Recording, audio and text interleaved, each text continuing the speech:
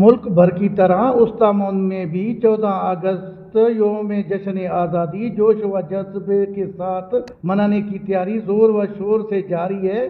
शहर के मुख्तलिफ मकामात पर कौमी परचम, बेज टोपियाँ, झंडियाँ और सब्ज व सफ़ेद मलबूसात के स्टाइल्स लगाए गए हैं, जहाँ बच्चे, नौजवान और ख़वातीन बड़ी तादाद में खरीदारी में मसरूफ़ नज़र आ रहे हैं। इस हवाले से अवाम का कहना है कि माशाअल्लाह हर साल की तरह उस्ता मोहम्मद में भी 14 अगस्त की जो तैयारियां हैं वो जोश व खरोश से हैं। शहर के मेन जना रोड पर मुख्तलिफ़ स्टॉल्स लगे हुए हैं, जिसमें झंडियाँ व दीगर जो है वो कौमी परचम जो है वो लगे हुए हैं। शॉर्ट्स वगैरह अवेलेबल हैं।